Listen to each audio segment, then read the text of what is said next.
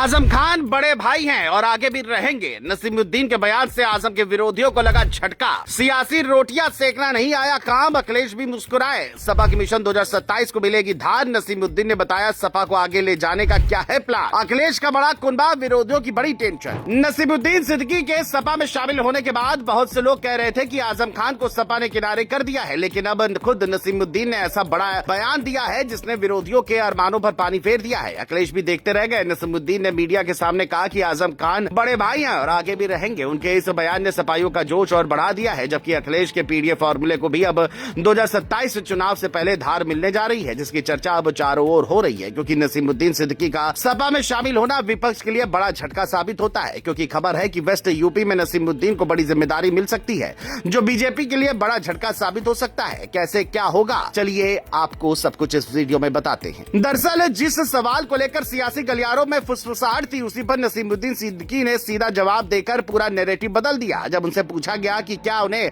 आजम खान की जगह भरने के लिए लाया गया है, तो उन्होंने साफ कहा कि आजम खान बड़े भाई थे और रहेंगे, उनकी जगह कोई नहीं ले सकता। ये एक लाइन सपा के भीतर संदेश बनकर फैल गई। जिन लोगों को लग रहा था कि पार्टी के भीतर मुस्लिम नेतृत्व को लेकर खींचतान बढ़ेगी, उन्हें झटका लगा है। सपा खेमे में ये संदेश गया कि नसीमुद्दीन टकराव नहीं, तालमेल की राजनीति लेकर आए हैं। यही से मिशन 2027 की असली बिसात दिखने लगती है। अखिलेश यादव का पीडीए फॉर्मूला पहले से चर्चा में है, लेकिन पश्चिमी यूपी में मजबूत मुस्लिम चेहरा जोड़कर उन्होंने अपने समीकरणों को और पुख्ता करने की कोशिश की है। नसीमुद्दीन का अनुभव, बसपा और कांग्रेस दोनों का राजनीतिक सफर और संगठन चलाने की पकड़ उन्हें अलग पहचान देती है। सूत्रों की माने तो उन्हें पश्चिमी यूपी में बड़ी जिम्मेदारी दी जा सकती है, जहां भाजपा और आरएलडी के बीच मुकाबला तेज रहने की संभावना है। ऐसे में सपा वहां अपनी जमीन मजबूत करना चाहती है। अखिलेश यादव की मुस्कुराहट भी बहुत कुछ कह रही थी। मंच से उन्होंने साफ संकेत दिया कि ये सिर्फ एक नेता की ज्वाइनिंग नहीं, बल्कि सामाजिक गठजोड़ का विस्तार है। बहुजन समाज और समाजवादी विचारधारा को साथ लाने की कोशिश लंबे समय से चल रही थी। नसीमुद्दीन के आने से यह संदेश देने की कोशिश हुई कि सपा पुराने मतभेद भुलाकर बड़े लक्ष्य की ओर बढ़ रही है। यही वजह है कि सपा कार्यालय में कार्यकर्ताओं का उत्साह अलग स्तर पर दिखा। उन्हें लगा कि पार्टी 2027 के लिए अभी से मोर्चेबंदी कर रही है। विरोधियों की टेंशन भी यहीं से बढ़ती है। भाजपा को यहाँ मुस्लिम वोटों के एकजुट होने की संभावना पर नजर रखनी होगी। वहीं कांग्रेस और बसपा के लिए ये सीधा झटका माना जा रहा है। कांग्रेस पहले ही संगठनात्मक संकट से जूझ रही है और ऐसे में एक अनुभवी मुस्लिम नेता का जाना उसके लिए चुनौती है। बसपा के लिए भी ये संदेश है कि उसके पुराने दिग्गज अब नए ठिकाने तलाश रहे हैं। सपा इस मौके को राजनीतिक लाभ में